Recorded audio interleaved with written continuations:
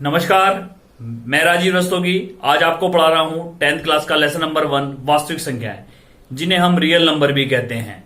सबसे पहले हम जानेंगे कि वास्तविक संख्याएं क्या होती है। वे सभी संख्याएं जिन्हें संख्या रेखा पर प्रदर्शित किया जाता है वास्तविक संख्याएं कहलाती हैं। चाहे वो प्राकृतिक संख्या हो, पूर्ण संख्या हो, पूर्णांक हो, उसमें भी वो धनात्मक पूर्णांक हो या ऋणात्मक पूर्णांक हो, परिमेय संख्या हो, अपरिमेय संख्या हो, अभाज्य संख्या हो, सम संख्या हो या विषम संख्या। वास्तविक संख्याओं को हमने एक डायग्राम के द्वारा समझाने की कोशिश की है। देखते हैं। वास्तविक संख्याएं जिन्हें हम रियल नंबर कहते हैं और आर से प्रदर्शित करते हैं, सबसे पहले इसमें आती हैं प्राकृतिक संख्याएं जिन्हें हम नेचुरल नंबर कहते हैं और एन से प्रदर्शित करते हैं, जैसे 1, 2, 3 dash dash up to infinite. इसके बाद महान गणितज्ञ आर्यभट्ट ने जीरो की खोज की, जिसके बाद दुनिया को पूर्ण संख्याओं का ज्ञान हो पाया, जिन्हें हम होल नंबर कहते हैं और डब्ल्यू से प्रदर्शित करते हैं, जैसे 0, 1, 2, 3 dash dash up to infinite तक। इसके बाद हम पढ़ते हैं पूर्णांक, जिन्हें हम इंटीजर कहते हैं और जेड से प्रदर्शित करते हैं। इसे दो भागों में बांटा जाता है, ऋणात्मक पूर्णांक और दूसरा है धनात्मक पूर्णांक। सबसे पहले हम पढ़ेंगे ऋणात्मक पूर्णांक, जिसे हम निगेटिव इंटीजर कहते हैं और जेड माइनस से प्रदर्शित करते हैं, जैसे -1, -2, -3 dash dash up to minus infinite तक। नंबर 2 है धनात्मक पूर्णांक, जिन्हें हम पॉजिटिव इंटीजर कहते हैं और जेड की पावर प्लस से प्रदर्शित करते हैं, जैसे 1, 2, 3 dash dash up to infinite तक। अतः हम कह सकते हैं कि सभी धनात्मक पूर्णांकों को और सभी ऋणात्मक पूर्णांकों को मिला दी जाए और उनके साथ शून्य को भी मिला दी जाए तो पूर्णांक बन जाता है, जिन्हें हम जेड से प्रदर्शित करते हैं। इसके बाद आती हैं परिमेय संख्याएं, जिन्हें हम रेशनल नंबर कहते हैं और क्यू से प्रदर्शित करते हैं। क्यू बराबर होता है small p upon small Q, जहां में स्मॉल p व स्मॉल q पूर्णांक है तथा q का मान कभी भी शून्य नहीं होता है, जैसे 1/2, 3/4। इसके बाद आती हैं अपरिमेय संख्याएं, जिसे हम इरेशनल नंबर भी कहते हैं, जैसे √2, √3, pi, e dash dash up to infinite तक। इसके बाद हम पढ़ते हैं अभाज्य संख्याएं, जिन्हें हम प्राइम नंबर कहते हैं। ऐसी संख्याएं जो 1 से और अपने आप से कट जाती हैं अभाज्य संख्याएं कहलाती हैं, जैसे 2, 3, 5, 7 dash dash up to infinite तक। इसके बाद हम पढ़ते हैं सम संख्या, जिसे हम इवन नंबर कहते हैं और ई से प्रदर्शित करते हैं, जैसे 2, 4, 6 dash dash up to 2m तक। इसके बाद हम पढ़ते हैं विषम संख्या, जिसे हम ओड नंबर कहते हैं और ओ से प्रदर्शित करते हैं, जैसे 1, 3, 5, 7 dash dash up to 2m+1 तक। ये सभी संख्याएं मिलकर हमारी वास्तविक संख्याएं कहलाती हैं। आगे हम पढ़ रहे हैं यूक्लिड विभाजन प्रमेय। a बराबर bq प्लस का r, जहां a भाज्य है, b भाजक है, q भागफल है, r शेषफल है, जहां 0 less than equal to r less than b है। अब हम पढ़ेंगे एक्सरसाइज 1.1 का क्वेश्चन नंबर फर्स्ट का फर्स्ट पार्ट। 135 और 225 का मैसेप है, हमें यूक्लिड विभाजन प्रमेय के द्वारा ज्ञात करना है। सबसे पहले हम देखेंगे कि 225 बड़ा है 135 से, तो हम पहले भागफल विधि इस्तेमाल करेंगे। 135 से भाग करेंगे हम 225 को, तो 135 एकम 135 चला जाएगा। अब जब 225 में से हम 135 को माइनस करेंगे तो हमारे पास क्या बचेगा, 90। ये हमारा शेषफल हो गया। अब जो शेषफल बचता है उससे हम भाग करते हैं भाजक को, यानी कि 135 को।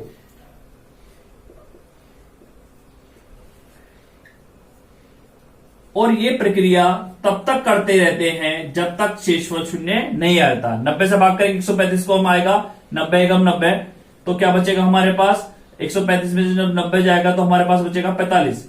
अब ये हमारे पास शेषफल 45 आ गया है।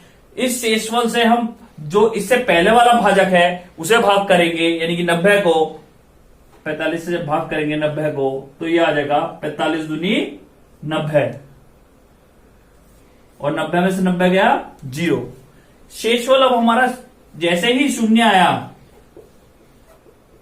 वैसे ही हम इस भागफल को रोक देंगे, और जो इससे पहले वाला भाजक होगा वही हमारा मैसेपा कहलाएगा, यानी कि मैसेपा हमारा क्या होगा 45।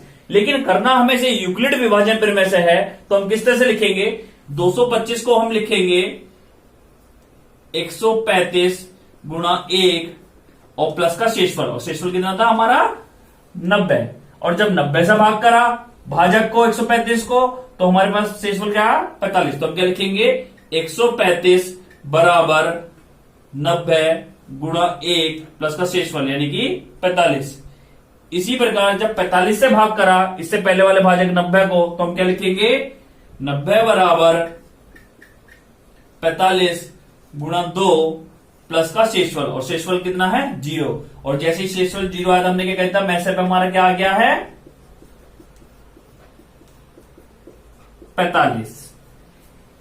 इसके बाद हम नेक्स्ट प्रॉब्लम पढ़ेंगे, क्वेश्चन नंबर 2।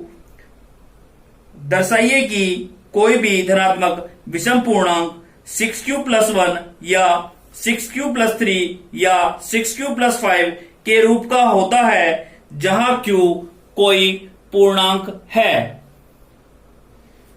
माना a एक विषम धनात्मक पूर्णांक है जो 6 से बड़ा है। यूक्लिड विभाजन प्रमेय से a बराबर bq प्लस का r, जहां 0 <= r लेस देन है b के। इसलिए b = क्या हो जाएगा? 6। तो a का मान क्या आएगा? a बराबर आ जाएगा 6q प्लस का r, जहां 0 <= r लेस देन 6 हो गया। इसे हम इक्वेशन फर्स्ट मान लेंगे, और r का मान क्या होगा? 0 से 6 के बीच में हो जाएगा। तो क्या हो जाएगा? r बराबर 0, 1, 2, 3, 4 और 5, क्योंकि 6 से छोटा है। जब r बराबर हम 0 लेंगे तो a बराबर कितना हो जाएगा? 6q प्लस का 0। और जब r बराबर 1 रखेंगे समीकरण 1 में, तो a बराबर हमारा हो जाएगा 6q प्लस का 1। इसी प्रकार जब r बराबर 2 रखेंगे तो a का मान आ जाएगा 6q प्लस का 2। और r बराबर जब 3 रखेंगे तो a का मान आ जाएगा 6q प्लस का 3। r बराबर 4 रखने पर a का मान आएगा 6q प्लस का 4, और r बराबर 5 रखने पर a का मान आएगा a बराबर 6q प्लस का 5। क्योंकि a एक विषम धनात्मक पूर्णांक है, अतः a बराबर 6q + 0, a बराबर 6q + 2 और a बराबर 6q + 4 हम नहीं ले सकते। अतः a बराबर 6q + 1 या a बराबर 6q + 3 या a बराबर 6q + 5 एक धनात्मक विषम पूर्णांक के रूप में है। नेक्स्ट प्रॉब्लम लेंगे, क्वेश्चन नंबर 3। किसी परेड में 616 सदस्यों वाले एक सेना की टुकड़ी को 32 सदस्यों वाले एक आर्मी बैंड के पीछे मार्च करना है। दोनों समूहों को समान संख्या वाले स्तंभों में मार्च करना है।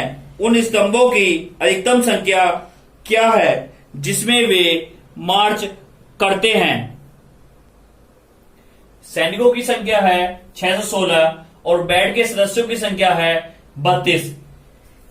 स्तंभों की अधिकतम संख्या, टुकड़ी के सैनिकों की संख्या 616 और बैंड के सदस्यों की संख्या 32 का मैसेप होगी।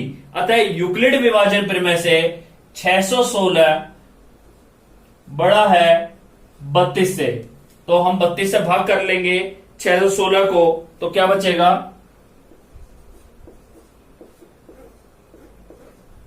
32 एकम 32।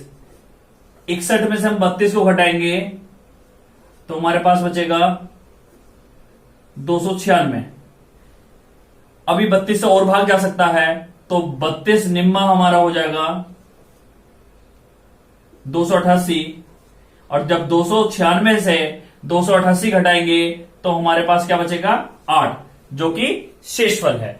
अब जो शेषफल बचता है इससे हम भाग करते हैं इससे पहले वाले भाजक को, यानी कि 32 को। 8 से भाग करेंगे हम 32 को, और ये भाग प्रक्रिया तब तक करते रहते हैं जब तक कि शेषफल 0 नहीं आ जाता।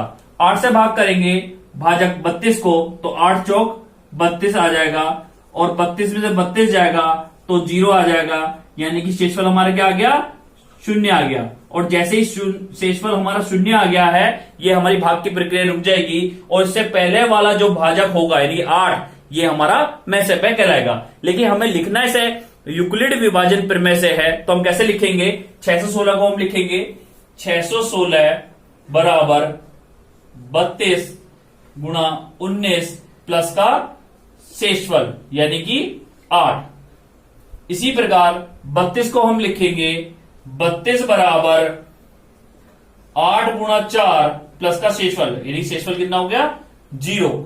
और जैसे शेषफल 0 आया तो हम क्या कहेंगे, मैसेपे हमारा क्या आ जाएगा, 8। अतः सेना 8 स्तंभों में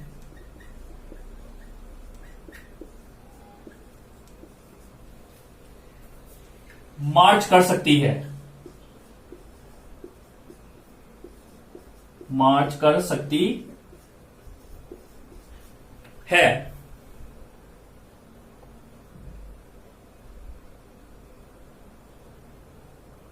नेक्स्ट एक्सरसाइज पढ़ेंगे, एक्सरसाइज 1.2, क्वेश्चन नंबर फर्स्ट। 140 को अभाज्य गुणनखंड के रूप में लिखो।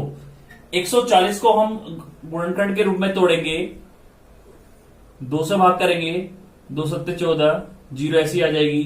फिर 2 से भाग करेंगे, 2 तिया 6, 2 पंजे 10। अब 5 से भाग करेंगे, 5 सत्ते 35, तो 7 हमारे क्या आ गया, अभाज्य संख्या। तो 140 को हम लिख सकते हैं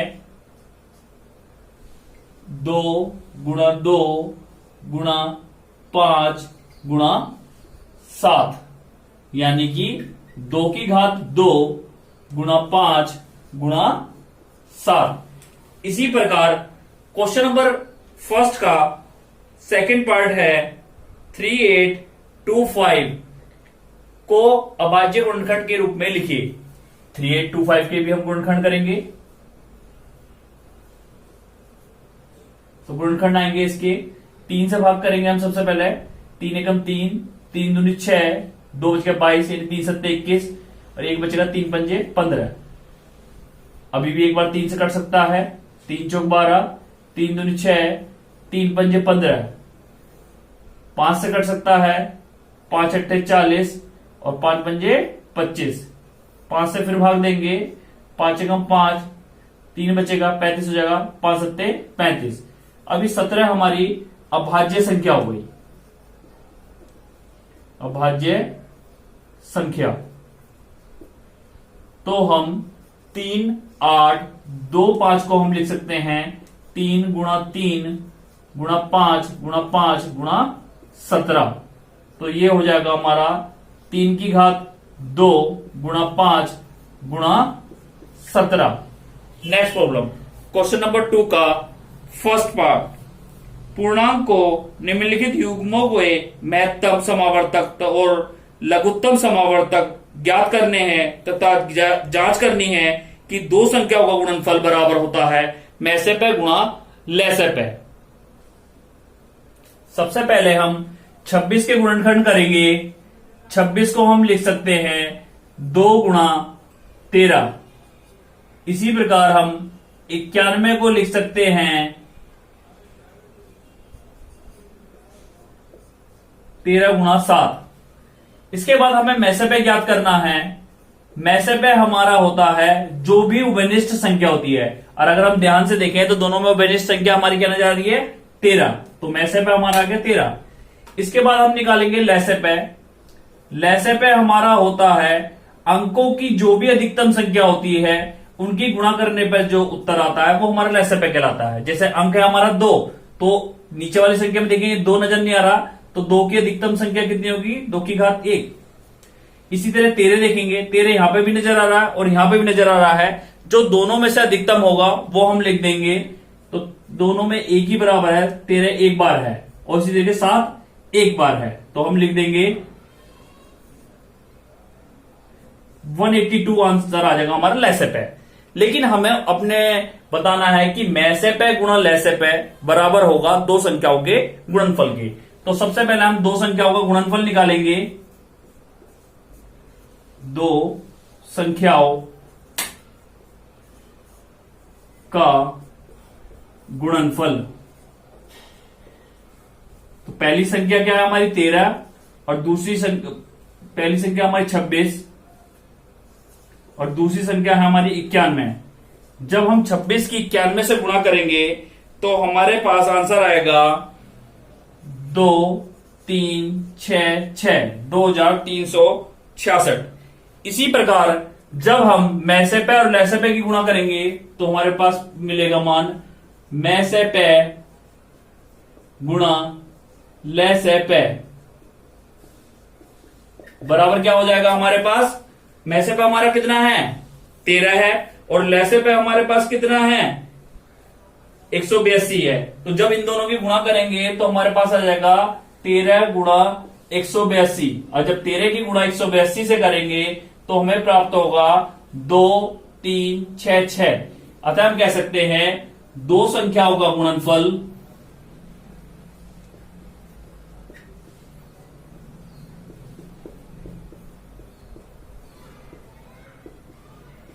बराबर हो गया मैसेपे गुणा लेसेपे के। नेक्स्ट प्रॉब्लम पढ़ेंगे। क्वेश्चन नंबर 7 देखेंगे।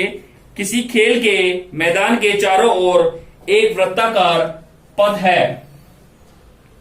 इस मैदान का एक चक्कर लगाने से सोनिया को 18 मिनट लगते हैं, जबकि इसी मैदान का एक चक्कर लगाने में रवि को 12 मिनट लगते हैं। मान लीजिए कि वे दोनों एक ही स्थान और एक ही समय पर चलना प्रारंभ करके एक ही दिशा में चलते हैं, तो कितने समय बाद वे पुनः प्रारंभिक स्थान पर मिलेंगे। ये खेल का मैदान है जिसके चारों ओर एक वृत्ताकार पथ है। सोनिया और रवि बिंदु ए से इस खेल के मैदान के चारों ओर एक चक्कर लगाते हैं। सोनिया को इस खेल के मैदान का चक्कर लगाने में 18 मिनट लगते हैं तथा इस खेल के मैदान का एक पूरा चक्कर करने में रवि को 12 मिनट लगते हैं। अतः सोनिया और रवि पुनः स्थान ए पर दोबारा मिल लेंगे जब हम 18 मिनट और 12 मिनट का लेसेपे ज्ञात करेंगे। तो पहले हम 18 के गुणनखंड ज्ञात करेंगे। तो 2 गुणा 3 गुणा 3 यानी कि 2 गुणा 3 की घात 2। इसी प्रकार हम 12 के गुणनखंड लिख सकते हैं 2 गुणा 2 गुणा 3 यानी कि 2 की घात 2 गुणा 3। और जैसे कि पहले भी बताया मैंने, लेसेपे होता है जो भी अंक होता है उसकी अधिकतम घातों को गुणनफल करके हम जो आंसर प्राप्त करते हैं वो हमारा लेसेपे कहलाता है। जैसे कि 18 में 2 हमारा 2 की घात है 1 और 12 में 2 की घात है 2, तो अधिकतम घात क्या हुई 2 की घात 2। इसी प्रकार 18 में 3 की घात है 2 और 12 में 3 की घात है 1, तो हम लिख देंगे अधिकतम घात 3 की घात 2 यानी कि 4 गुणा 9 यानी कि 36। तो अतः लेसेपे क्या आ जाएगा 36। अतः हम कह सकते हैं कि वह दोनों 36 मिनट बाद पुनः प्रारंभिक स्थान ए पर मिलेंगे। नेक्स्ट एक्सरसाइज पढ़ेंगे। एक्सरसाइज 1.3 का क्वेश्चन नंबर फर्स्ट। सिद्ध कीजिए कि √5 एक अपरिमेय संख्या है। सबसे पहले हम ये मान के चलेंगे कि माना कि √5 एक परिमेय संख्या है। अगर परिमेय संख्या है तो इसका मतलब इसे P/Q के रूप में प्रदर्शित किया जा सकता है, जहां P व Q पूर्णांक होंगे तथा Q का मान कभी भी शून्य नहीं होगा। तथा हम मानेंगे कि P और Q में एक के अतिरिक्त कोई अभाज्य गुणनखंड सर्वनिष्ठ नहीं है। जब त्रियक गुणा करेंगे तो P बराबर हमारा आ जाएगा √5Q। वर्ग कर लेंगे, वर्ग करने पर हमारे पास आएगा P² बराबर का 5 क्यू स्क्वायर। इसे हम समीकरण 1 मान लेंगे, क्योंकि पी स्क्वायर 5 से विभाज्य है,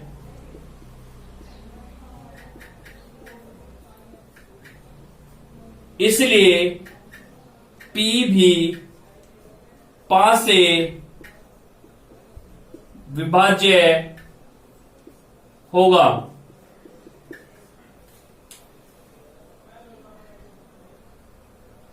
अब हम मानेंगे P बराबर का 5R और P के मान को हम समीकरण 1 में रखेंगे। जब समीकरण 1 में हम P बराबर 5R रखेंगे तो ये हमारा हो जाएगा 5R का होल स्क्वायर बराबर का 5Q स्क्वायर। हल करेंगे तो क्या आ जाएगा हमारा 25R स्क्वायर बराबर का 5Q स्क्वायर। 5 से काटेंगे तो क्या बचेगा हमारे पास 5R स्क्वायर बराबर का Q स्क्वायर, या हम कह सकते हैं Q स्क्वायर बराबर हमारे पास हो जाएगा 5R स्क्वायर, क्योंकि Q स्क्वायर 5 से विभाज्य है।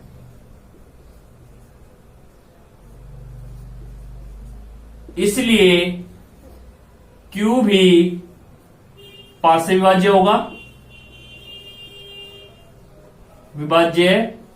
होगा, अतः P और Q का 5 एक सर्वनिष्ठ गुणनखंड है। परंतु शुरुआत में हमने मान के चले थे कि P और Q में एक के अतिरिक्त कोई अभाज्य गुणनखंड नहीं है, जो कि विरोधाभास है। अतः √5 एक अपरिमेय संख्या है। नेक्स्ट प्रॉब्लम है क्वेश्चन नंबर 2। सिद्ध करो कि 3 प्लस 2 √5 एक अपरिमेय संख्या है। सबसे पहले हम माना कि 3 प्लस 2 √5 एक परिमेय संख्या है, और किसी भी परिमेय संख्या को हम किस रूप में लिखते हैं, P अपॉन Q के रूप में लिख सकते हैं, जहां P व Q पूर्णांक होते हैं तथा Q का मान कभी भी शून्य नहीं होता है। तो हम क्या लिखेंगे इसे 3 प्लस 2 √5 बराबर हो गया हमारा P अपॉन Q। और जब 3 को हम दाएं तरफ ले जाएंगे तो हमारा बच जाएगा P अपॉन Q माइनस 3 बराबर 2 √5। और जैसे कि हम जानते हैं जो भी संख्या गुणा में होती है वो कहां आती है, भागफल में। तो हम इसे क्या लिख देंगे अगले स्टेप में, P अपॉन Q माइनस का 3/2 बराबर √5। इसे हम समीकरण 1 मान लेंगे, क्योंकि P अपॉन Q एक परिमेय संख्या है।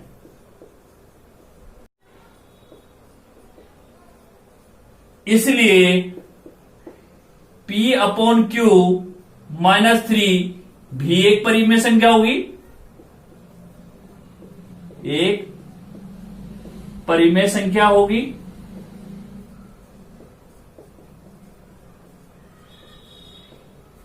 तथा P upon Q minus 3 upon 2 भी एक परिमेय संख्या होगी, एक परिमेय संख्या होगी। परंतु समीकरण 1 से हमने P upon Q minus 3 upon 2 बराबर किसके था, √5 के। तो जब ये √5 के है तो इसका मतलब √5 भी एक परिमेय संख्या होगी, एक परिमेय संख्या होगी, जो कि सर्वमान्य नहीं है। अतः 3 प्लस 2 √5 एक अपरिमेय संख्या होगी।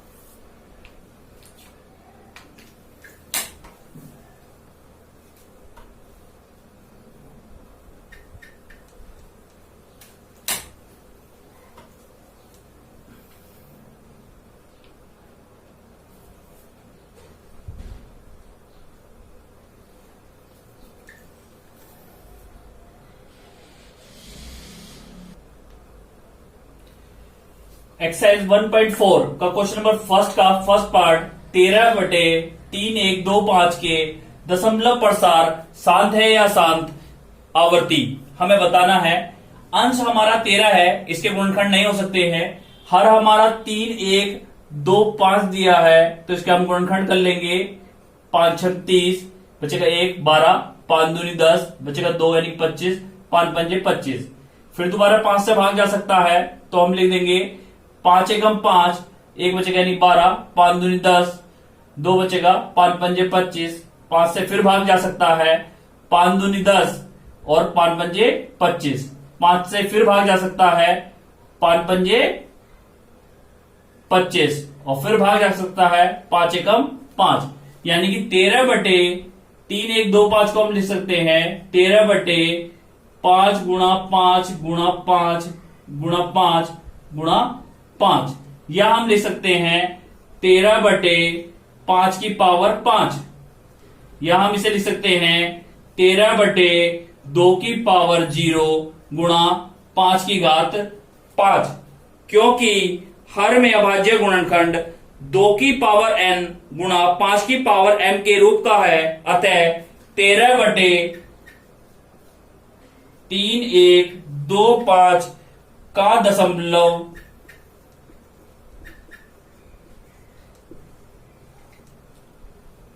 प्रसार शांत है।